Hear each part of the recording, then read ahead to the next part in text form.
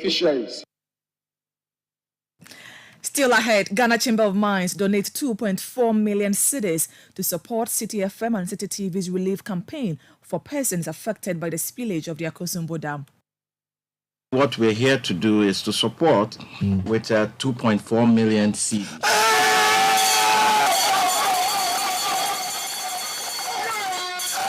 Well, that's a shocker. The CEO of the studio is shaky.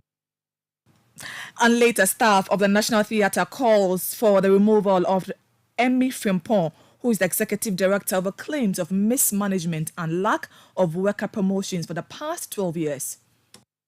For years, we've contributed our quota to the development of the arts. But right now, as we speak, things are in the deplorable state. And members of staff, including some section of management, are not even happy. All that and more on Citi Prime News, which is live on all affiliates across the 16 regions of the country. In the Western region, we are live on Ajunpa 100.7 in Takwa, Sky Power FM 93.5 in Takrady, Beach FM 105.5 also in Takrady, Bono region, this is Greener FM 95.9 in Sunyani, Ashanti region, Focus FM 94.3 on KNUST campus in Kumasi, Orange FM 107.9 also in Kumasi.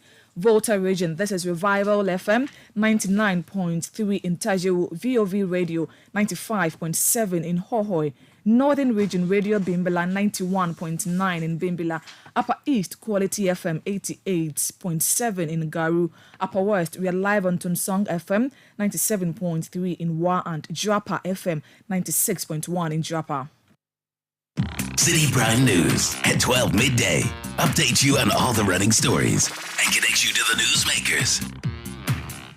Grateful for choosing us. Now, minority in Parliament has expressed its intent to thoroughly examine what it refers to as the Akufo-Addo government final budget in addressing the hardships faced by the public. The Finance Minister, Ken Ofori-Atta, is scheduled to present the government's 2024 budget statement to Parliament on Wednesday, November 15. Speaking to members of the Parliamentary Press Corps, the Minority Leader, Dr. Kese Latufosin, accentuated the caucus's commitment to guiding the government through the budget review process. We will wait for the government to present their farewell budget in the year 2020, the 2024 farewell budget, and this will be the last budget for President Nana Akufo-Addo, and so this budget will announce their exit, and hopefully we will help them through the processes of consideration. Where there is wrong, we will put it right, and where there is right, we will support them appropriately to have it done. That was the Minority Leader in Parliament, Dr. Kese Latufosin. Now, still in the House, the Majority Leader, Osechi Mensah-Bonsu, has stated that until the National Identification Authority, NIA, successfully captures all eligible voters onto the Ghana card, the Electoral Commission cannot depend solely on it as the primary document for voting in the 2024 elections. So many people don't have the Ghana card, and some of the people who had even registered to acquire the card had not been given their cards. And given the pendency then of the district level elections, to have really tied the registration to Ghana card, knowing, as they did know, that some of the eligible Ghanaians had not been able to register to acquire the cards, and some who had registered had not been served with the cards. To say that you were restricting it solely to the Ghana card was going to be problematic. So if they can assure, together with the Identification Authority, if they can assure that every qualified or every eligible Ghanaian will be provided with a Ghana card, then you can bring the instrument based on the Ghana card. But if you admit that not everybody has been served, not every eligible Ghanaian who has registered has been able to procure it, and that not every eligible Ghanaian who qualifies to have it has been registered or can be registered in the shortest possible time, then it becomes difficult to tie the registration solely to the Ghana card. Majority Leader in Parliament, Osechi Mensah-Bonsu. The government has confirmed that over 13 million cedis has been distributed so far through the National Rental Assistance Scheme. Approximately 1,105 individuals from 6 operational regions have been beneficiaries of this initiative.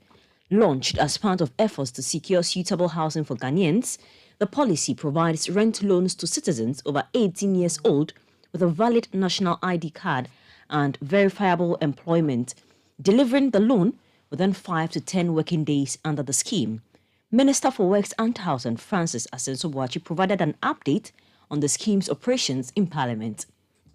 Since the scheme was launched in January 2023 to October 2023, a total of 1,105 Ghanaians from 6 operational regions, that is the Greater Accra, Eastern, Western, Ashanti, Northern, and Bono East regions have benefited from the scheme. The Speaker, 13,785,597 Ghana cedis has been disbursed to cover the rent advance to all the 1,105 beneficiaries across the 6 operational regions. Mr. Speaker, my ministry will update this House from time to time on the operations of the scheme in the spirit of transparency and accountability. Minister for Works and Housing, Francis Assenso-Boakye. Now, some employees at the National Theatre are demanding the immediate removal of the Executive Director, Emmy Frimpong, alleging mismanagement and absence of staff promotions over the past 12 years. Citi News observed during their visit to the facility that some damaged seats had been replaced with mismatched foreign chairs. Event organizers preparing for a program complained of the non-operational air conditioners at the facility. Despite being constructed 30 years ago, the theatre has not undergone any significant renovations. The dissatisfied workers are displaying their discontent by donning red attire and intend to submit a petition to the board of the company by the end of the day. This is just to give the management of the National Theatre and the board grievances, our displeasure of the theatre, the state of the theatre right now. That's why we've written a letter, and since we know the board is having their meeting today, we are presenting our grievances to them in form of a letter. What is in that petition? Well, it's about the state of the theatre and the staff. There's a state institution, and every member of staff here, as a matter of fact, has the state of this institution in their heart. We believe in the mandate that we have been given. For years, we've contributed our quota to the development of the arts. But right now, as we speak, things are in the deplorable state. And members of staff, including some section of management, are not even happy. Those are some aggrieved staff of the National Theatre here in Accra speaking to Citi News. My colleague Fred Duho is currently at the premises of the National Theatre and joins us live via telephone. Good afternoon to you, Fred. Thank you for your time. Now, among their demands is worker promotions. What other key issues came up during this protest? They are demanding the immediate removal of the executive director, and they are making the point that, in fact, the woman, she's been there for all these years. She's retired, and that they are not seeing any significant improvement on the infrastructure of the National Theatre. Aside that, they said they've been working for the past 12 years. They've not seen any promotion, and their conditions of service has also not been enhanced. So basically, one, they are calling for the removal of their executive director, and two, they are calling for improved conditions of service. I can report that a number of police officers, more than 10, are stationed at the National Theatre currently. One, they've not informed the police and even their management that they were going to undertake this demonstration today. They actually classify that they are not doing demonstrations. They are only basically here at work to register their displeasure about the turn of events in the National Theatre. But all of them are clad in red. They have red banner and stuff like that tied to the entrance of their facility. And most of the workers here are not working today. So basically, they are saying until they meet management and they hear something significant from management, they are not backing down on this request. They've gone into a meeting with management. They are yet to come out to give us what the feedback is from that engagement. And by management, not only management, but the board as well. The board, we understand, are present here to have their meeting today. That's why they took advantage of the situation to equally register their displeasure with the management of the facility. Fred, you have been moving through the National Theatre. Tell us the current state. Just paint a picture of the current state of the National Theatre as we speak. The National Theatre, specifically where people do sit to watch movies or plays and other drama or other events that normally take place at the National Theatre. One of the things that will catch your eye the moment you enter into the auditorium is the seats that would make you comfortable. The seats currently are in a very bad state. Some of the seats are broken, and they've gone to use other chairs to replace those seats. And it tells you clearly that there is something going wrong at the National Theatre. Because when you enter the auditorium, if, for instance, the seats are red and they have this foam to make you comfortable, they've now gone for a seat that is more like a chair made of metal, and the mismatch is so huge. You see the air conditioners also in the auditorium not working. And that is also another point of concern for those who usually rent this facility for their events. Some people are setting the stage today to probably host a program, and they were even registering their displeasure of things, but they are willing to speak on record for the fear of victimization or something. So they also complain and lament bitterly about the state of the National Theatre. And I tell you, the painting or the architecture of this National Theatre that has been here for over 3 decades, nothing significant in terms of improvement or added infrastructure is seen around, and that tells you that the place is begging for attention. Fred, have you been able to speak to the executive director herself, Madame Emi Frimpong? No, they've been in a meeting, and only one gentleman came out who won't even allow the media to do his work because their instruction, we are not allowed in to do any filming. But they've been locked up in a meeting, a board meeting for that matter, for some time now. What the subject of discussion is until they come out before we may want to approach them and see if we can tease out some answers from them with regards to what the workers are demanding. So generally, they've been in that meeting for the past 1 hour, and we've not seen a sign of them ending anytime soon. We understand that, like you said, the management of the board is currently in a meeting and the workers are waiting upon this meeting to decide the next line of action. But per your interaction with them, what do they intend to do after today's protest? They've lined up a series of activities they want to carry out if their petition to management today is not heeded. And they are, among other things, saying that they will continue to register their displeasure until management improves or something significant changes. And the current state of affairs, they believe that even the washrooms are not in any good state, and that those are a cause of worry for them as workers. And they also allege that some of the infrastructures, like the air conditioners that are hanging up there, are now like a death trap for them, and it's not safe working at the National Theatre anymore. Hence, they believe they would have to press on with these demands until something changes significantly about the National Theatre, and that is also including their conditions of service. Very well. Thank you for your time, Fred. We'll come back to you subsequently when you have more from the National Theatre, where we understand some staff members are protesting for the immediate removal of the Executive Director of the National Theatre, Madam Emmy Frimpong. You heard me speak to my colleague, Fred Duho. The Trades Union Congress is advocating for tax rebates to assist local businesses in stimulating economic recovery. According to the TUC, the tax incentives given to foreign businesses are impeding the progress of local enterprises, hindering their ability to succeed.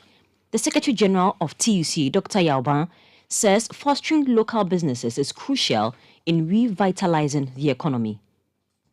We want foreign investments, but we think that all these tax rebates that they are giving to them, they rather have to switch that and give it to local investors. And let us own our country. This is the only country we have. If we go to the mining sector, the extractive sector, almost all the companies there are owned by foreigners. And when the gold and the diamond and the bauxite and the oil are down, the ones own it. When it comes up, it's not for us. And then they allow them to expressions or have they call it. They take 90% of all repatriate, 90% of all their monies outside. When we don't even have money to support our city. We know how much money went out of this country in the last 10 years. Some people estimate it to be $50 billion. You think Ghana is poor? Ghana is a very rich country with poor people. That was the Secretary General of the Trades Union Congress, Dr. Yao. Now, the flag bearer of the National Democratic Congress, the NDC, John Dramani Mahama, has affirmed his dedication to recommencing the constitution review process, which was halted 10 years ago. He stressed that the interruption of this process represented a considerable setback in the quest for good governance. The former president says it is important to recommence the review in order to uphold the nation's democracy and its core principles. We will continue with the implementation of the process of constitutional review in order to strengthen the 1992 Constitution and bring it up to speed with current trends and development. As you all know, this was begun by Professor John Evans Atta Mills. In 2015, somebody took us to court, and the case was not adjudicated till we were almost in the election year. And so we couldn't continue with it, and we left it to the next administration, and it has stalled. He also indicated plans to reduce the level of goods imported into the country to lessen the pressure on the cedi. Stabilizing the cedi is another crucial measure to redirect billions of dollars spent on imports towards domestic production. We are not going to claim that we've arrested it and giving the key to the IGP, but we're going to work to stabilize the cedi by eliminating a lot of the wasteful imports that we have a comparative advantage to produce. We'll incentivize the indigenous private sector to capture the commanding heights of the economy in every sector to reduce financial outflows occasioned by huge profit repatriations by international companies. That was the flag bearer of the National Democratic Congress, John Dramani Mahama. This is still the Citi Prime News on 97.3 Citi FM. My name is Hawa Idrisu Mustafa here with Zoe Abubeidu Ado. Still to come, Ghana Chamber of Mines donate to support with 2.4 million cedis.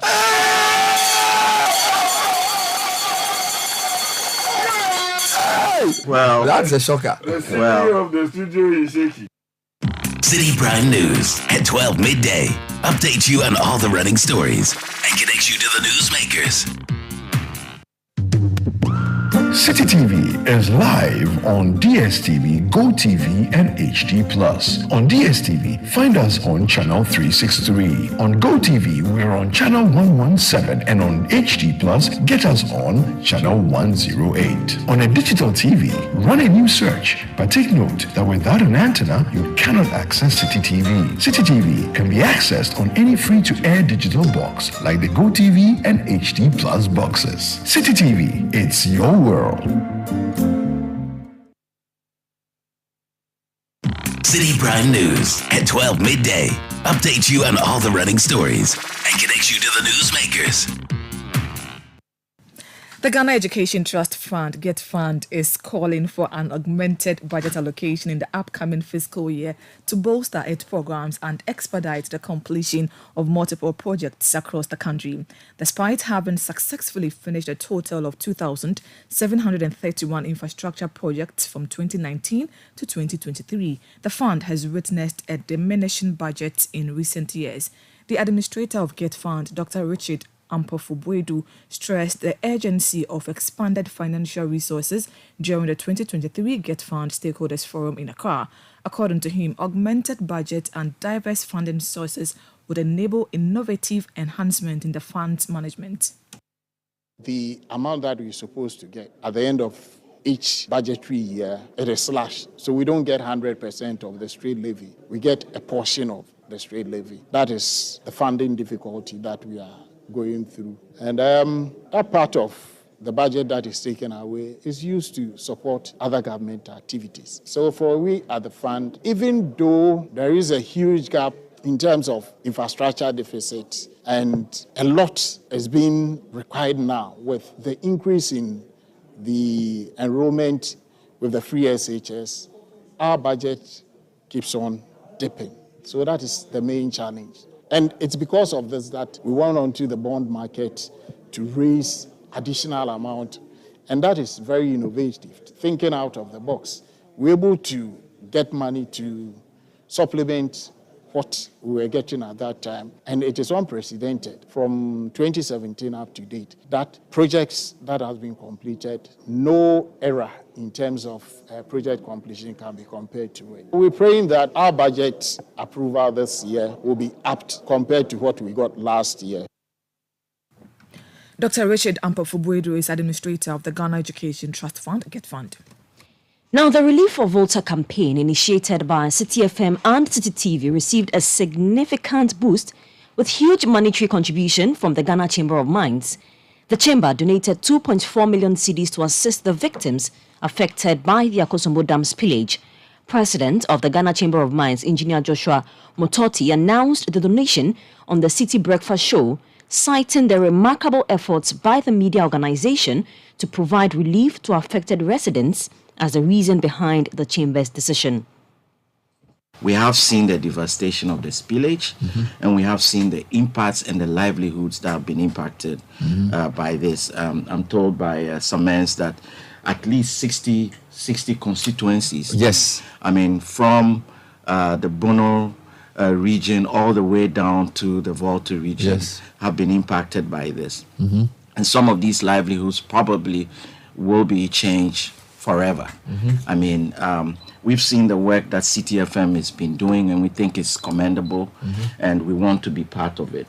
The approach that Citi FM has taken is more towards not just making a donation, having a photo up and disappearing and allowing the people to stagger themselves into recovery. It's been trying to find a sustainable solution to that. And as an industry that believes in sustainability, it very much aligns with our approach to doing things. So there is strength in the multitude, and that's why we are partnering with Citi FM to do this together. And today what we're here to do is to support with 2.4 million seeds.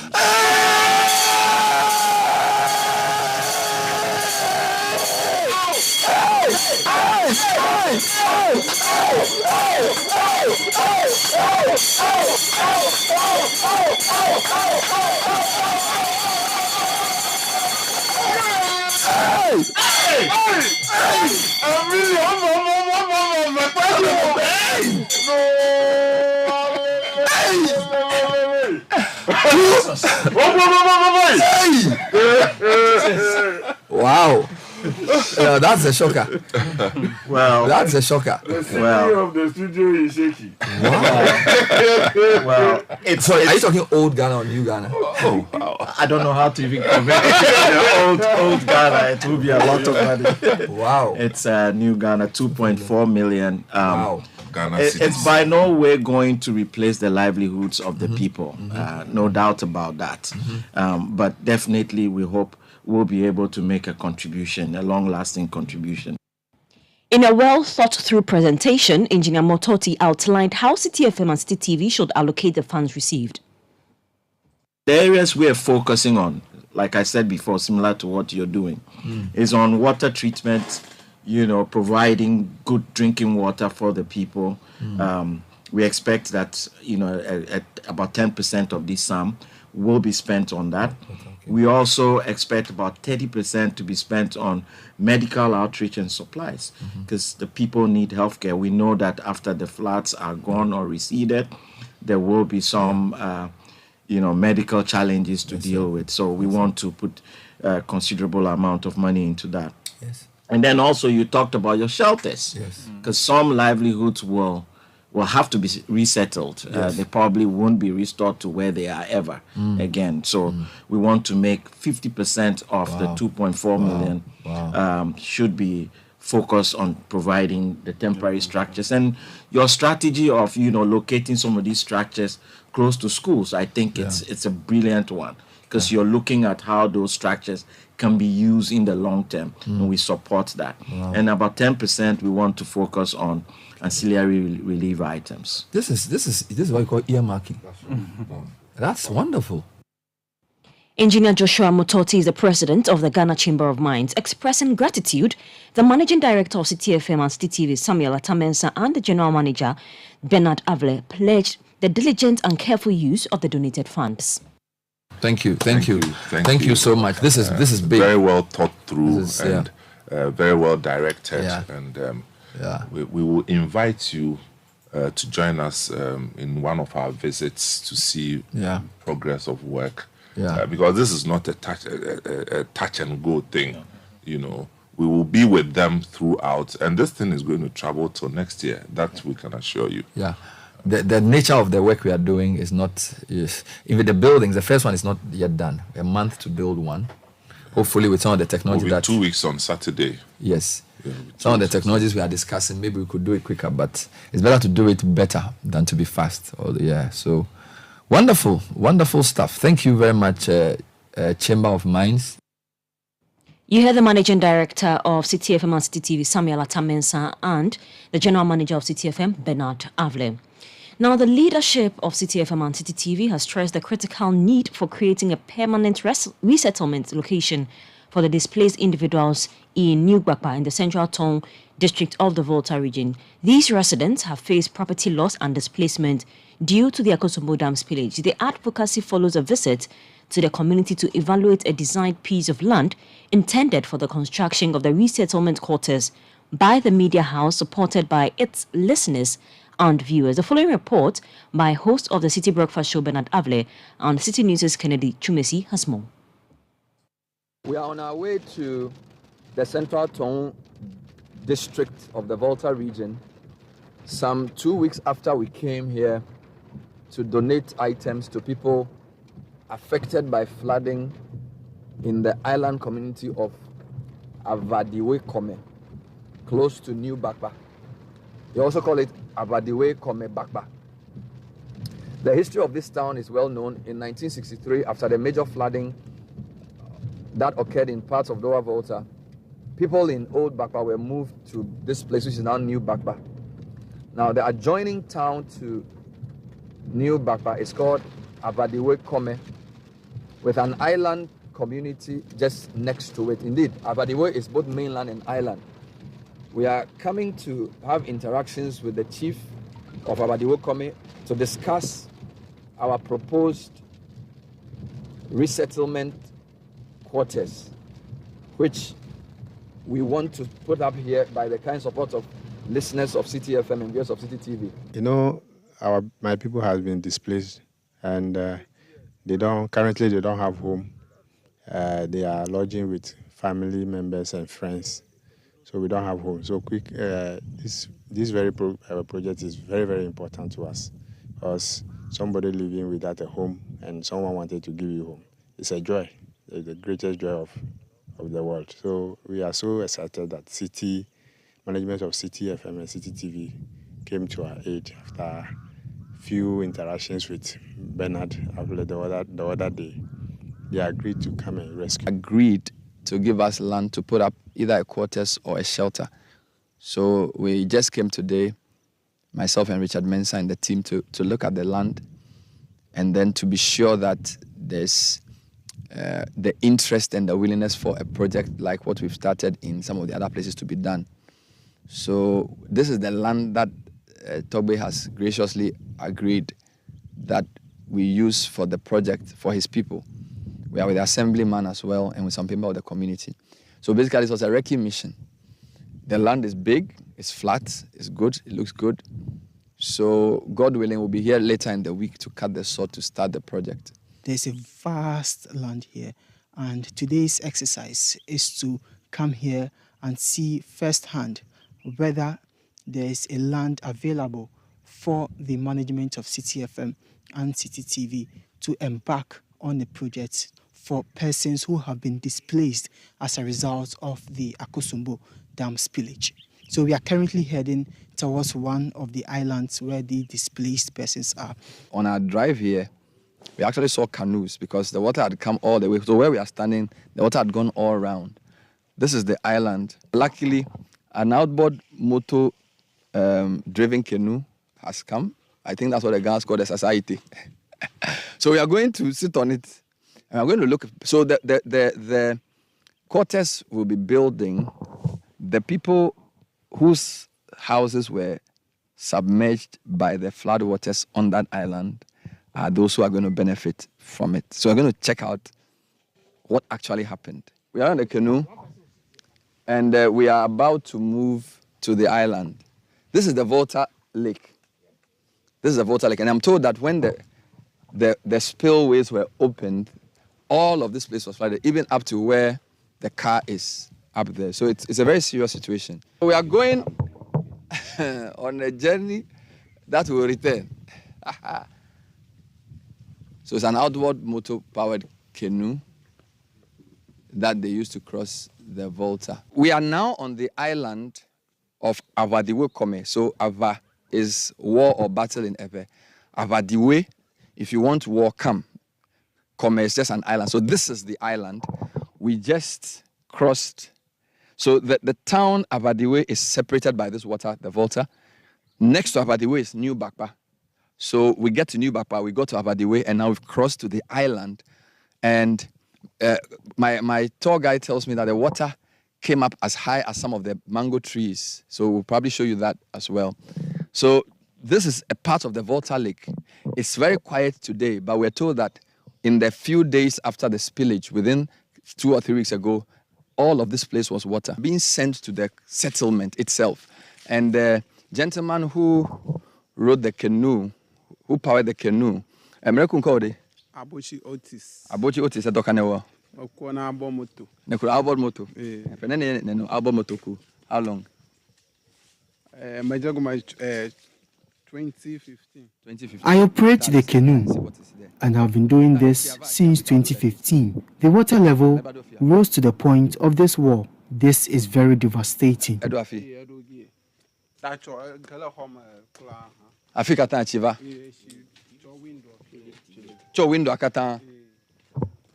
He's telling me that when the water came, if you look at the line, this is Assemblyman's house. So water was all over there.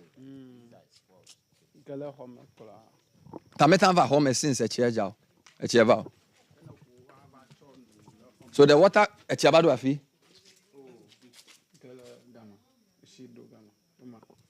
wow.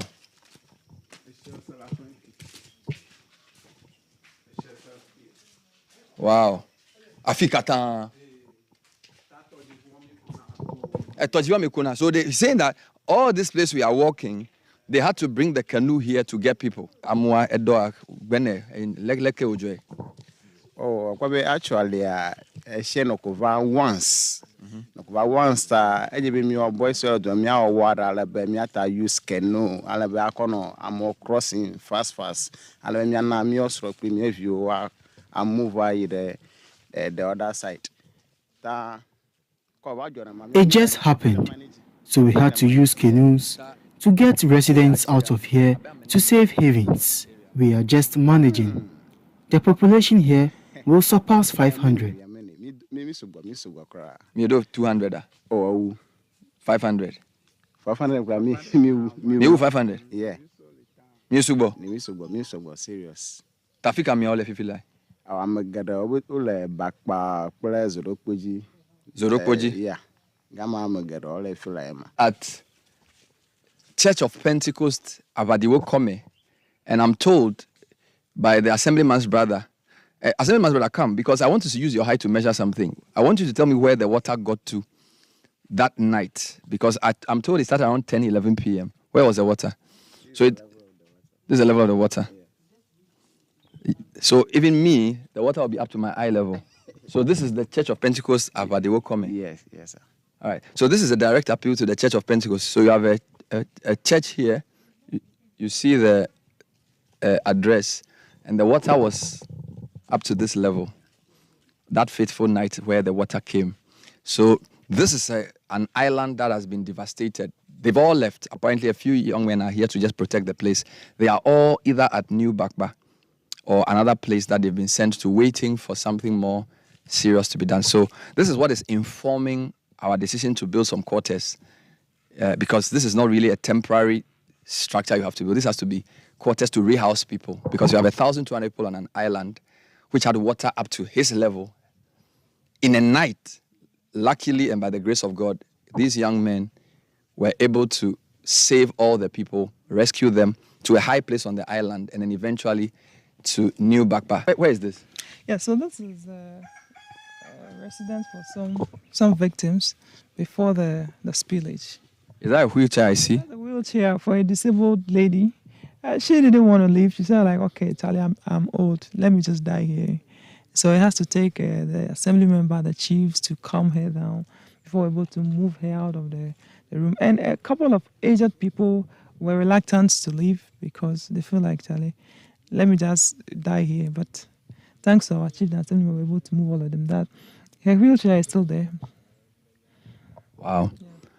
This is very serious. And this was after 10 p.m., 11 p.m. in the night. 11 p.m. And if not that we, the youths, were very smart, we would have lost lives.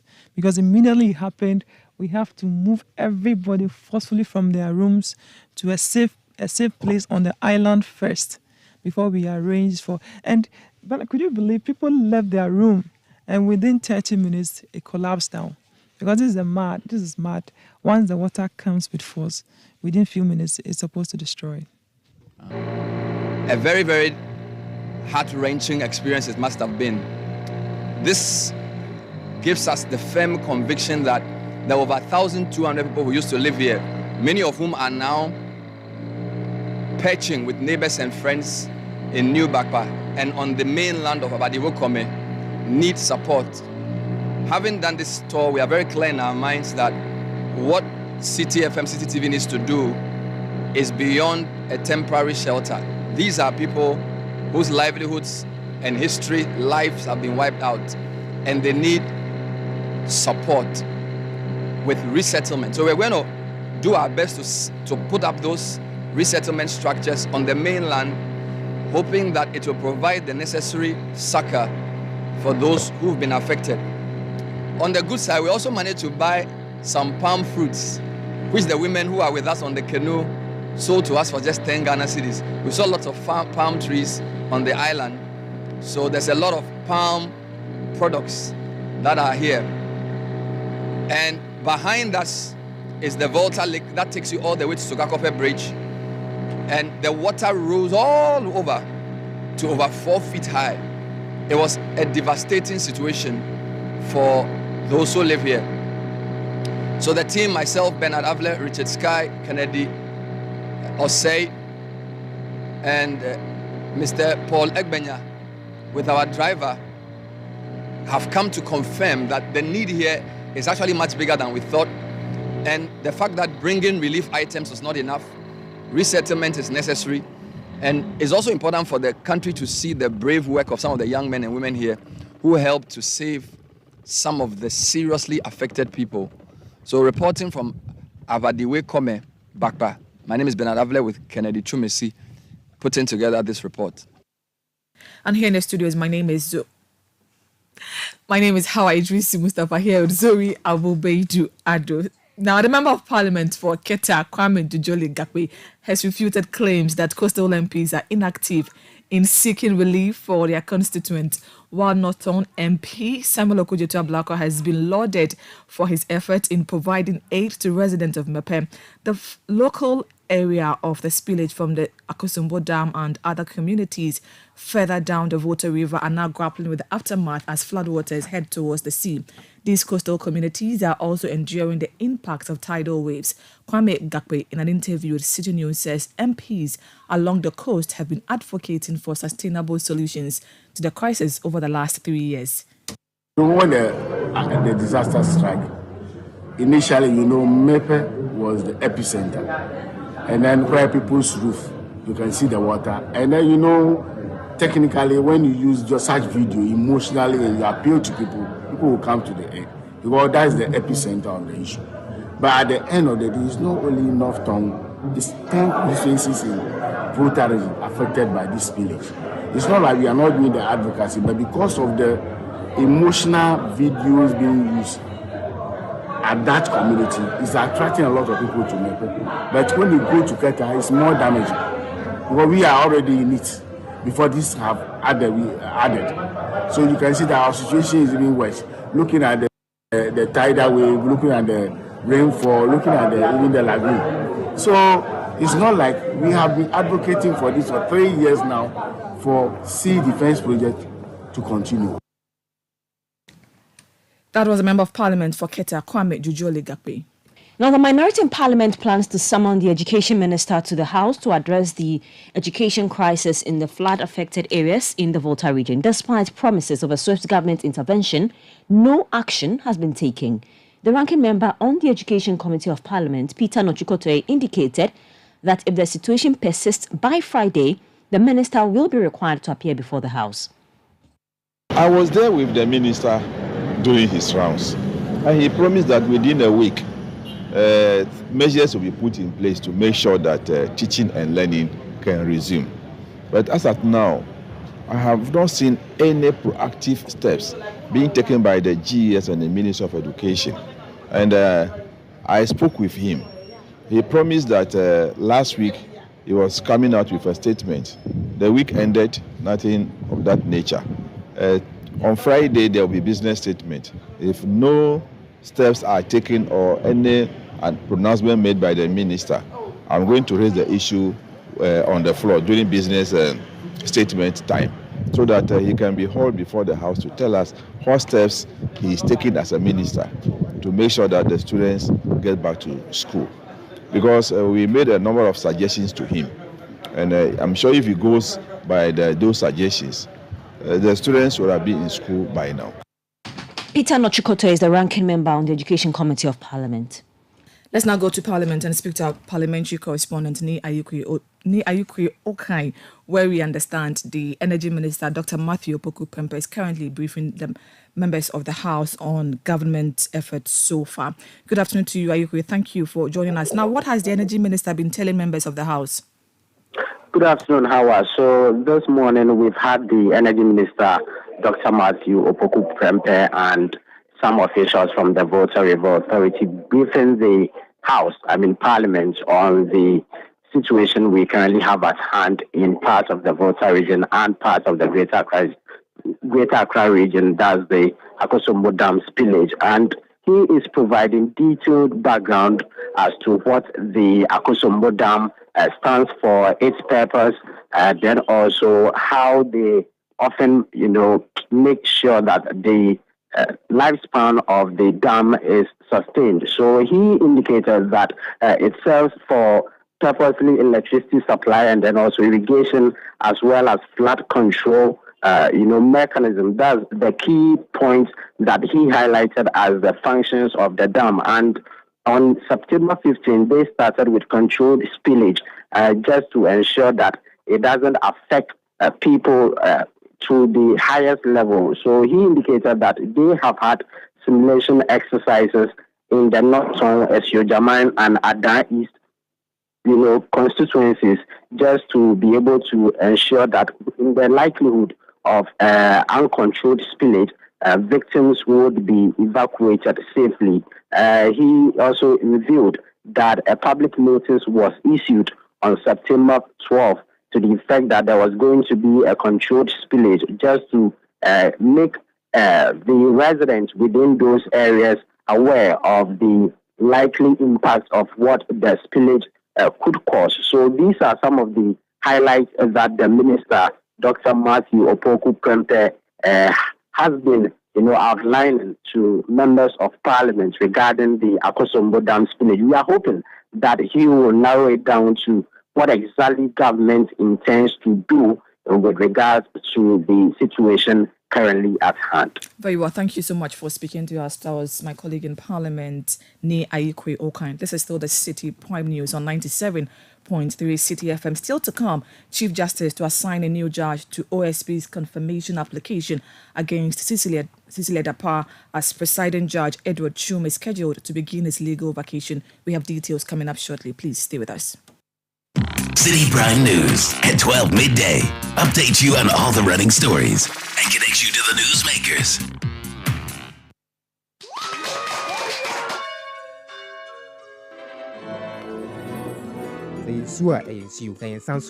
Happy birthday to you. Ashes to ashes, dust to dust. Throughout all life-changing moments such as graduations, weddings, funerals, birthdays, ATL is there to ensure you're never out of style. When you think fabric, think ATL. Log on to atlfabrics.com. Order and buy your favorite ATL fabric. You can also visit our shop at number 40 Kwame Nkrumah Avenue, opposite the Swansea Shopping Arcade at Accra Central. Also available in leading fabric dealer shops in Accra, Kumasi, and Cape Coast. ATL, bringing fabric to life. Imagine this. Your employees spend 1/3 of their lives at work. That's 13,000 days or 110,000 hours dedicated to their jobs. At Old Mutual, we don't just see the numbers, we see the faces and the dreams behind them. With our tailored group life insurance and pension plans, you can provide your employees with employee benefit schemes that gives them peace of mind for their futures and for their families. Make the choice that shows your commitment to your employees today. Call 0509-551-609 or email corporate services at oldmutual.com.gh. Old Mutual, do great things every day. After a busy day at work, consumed by the responsibilities of work, family, church, etc., it's great to get home to a detailed and comprehensive coverage of the day's biggest stories, ensuring that all angles of the various news items are accurately and adequately covered. CNR seeks to leave no stone unturned to bring viewers the best in news reportage. Watch CNR for a comprehensive bulletin of the day's biggest stories at 8 p.m. every single day of the week, only on Citi TV.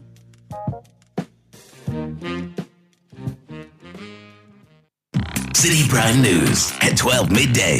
Update you on all the running stories and connect you to the newsmakers. Yeah, welcome back. Now, the confirmation application filed by the Office of the Special Prosecutor for an order to freeze some bank accounts of former Sanitation Minister Cecilia Dapar is expected to be reassigned to a new judge. This has become necessary as the judge presiding over the case, Edward Chum, is scheduled to begin his vacation. The OSP had earlier written to the Chief Justice to recuse the presiding judge from all its cases involving Cecilia Dapar for alleged prejudice, a request which was rejected by the Chief Justice. Sources close to the parties revealed to the media that the case at the next adjourned date may be presided by a new judge due to the absence of Justice Edward Chum. The case has since been adjourned to November 29, 2023. Away from that, the Ministry of Education has indicated that the 2023 Basic Education Certificate Examination BEC results are expected to be published this week. Conducted in August this year, the exam had over 600,000 candidates participating. There is anticipation among parents and candidates for the release of the results. Public Relations Officer of the Ministry of Education, Kwesi Kwarteng, assured that the results will be available in time for first-year students to commence school in December. I understand the anxiety, but before we for, and we are still students, and even at our levels, when we write an exam and there is silence from whoever steps up, is a great concern. But of course, there is a relief. We've gotten in touch with WAEC, that is the organization responsible for the conduct of the exams. And the assurance we passed from WAEC is that within this week, students are going to see the results of the exams that they wrote. So hopefully, within the week, you hear from WAEC. And of course, when concerning when students are going to, the first year students are going to be in school, tentatively, the GES calendar indicates that on the 4th of December, we should see students go back to the schools. So that is also the tentative provision that we also have from GES. So yes, within this week, hopefully we should hear from WAEC.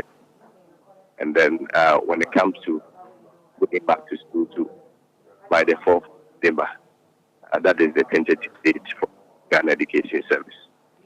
Public Relations Officer of the Ministry of Education, Kwesi Kwarteng.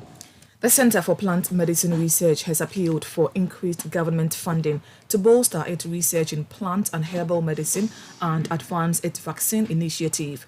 Professor Alex Asase, the director, highlighted the center's stride in vaccine manufacturing research.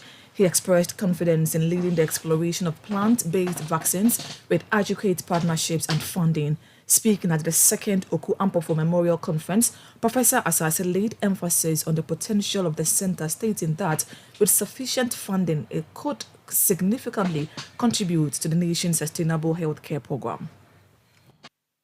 The center is also supporting the vaccine initiative of the President of Ghana, which is a very laudable initiative around vaccine potency. And hopefully we will lead the search for plant vaccines as well. We are also embarking on nutraceutical research, which we think it's very important. The Center for Plant Medicine Research started as a small outpatient clinic, what was known as obituary. But these are grand achievements that the center have made. Certainly, the prospects of herbal medicine in economic transformation can never be overemphasized. And it is important that as a country, we look at this critically because herbal medicine is the green gold and Ghana stands to get a lot from it. Indeed, it is part of our cultural heritage, and so we must embrace it properly, contribute to achieving the sustainable healthcare and economic transformation agenda.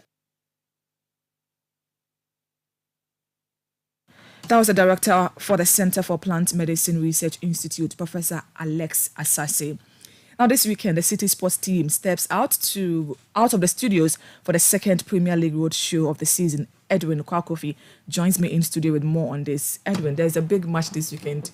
Okay, the two of us, we support Chelsea, so it's a big match this weekend. Chelsea, Man City. Tell us more about what to expect. Well, every weekend, we bring our listeners live commentary and analysis, the best analysis of the Premier League action, courtesy our partners in the UK, Talk Sports, and then we get messages from our listeners so to involve them in the broadcast.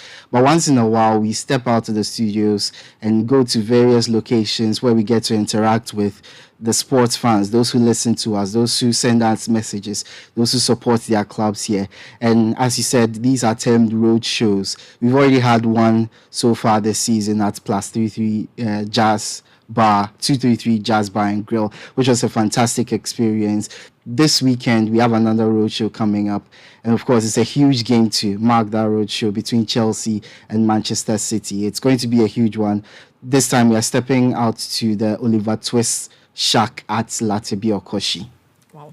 What should listeners who have not experienced any of our roadshows be expecting? The big match is on Sunday. Look, if you have been to one of our roadshows, you know exactly what to expect. It's really fun. If you haven't been to our roadshows, food, drinks, music, get to debate with sports stars, get to meet the sports team as well, get to watch the games. You just experience what you listen to on our shows, Sports Panorama, the Premier League preview show. All of that's wrapped up in one venue where you get to interact with us physically. So if you haven't been to our roadshows, you have to be at Oliver Twist this weekend. How can we get there? Where is the venue for this particular roadshow? Well, as I said, it's at Oliver Twist at Latibiokoshi. For people who don't know where that is and how to get there, when you get to Circle, you pick a banana in car and then you alight at Radio Gold. It's right beside Radio Gold, so that's there. And then when you get to Kaneshi, for those who are coming from Kaneshi, you pick a Kolebu or Choco taxi, and then tell the driver you are alight at Oliver Twist. That's easy. Let me put you on the spot. What's your scoreline for Chelsea Man City? Look, my recent predictions for Chelsea games have been spot on. This season, the big teams are not able to beat Chelsea that much. Absolutely. And before the game against Spurs, I said Chelsea will win by 2 clear goals. In this game, Chelsea will beat Man City by 2 clear goals. Edwin, put me on the spot. Chelsea will beat Man City by 2 clear goals. Hopefully we do. Yes. Thank you so much, Edwin, for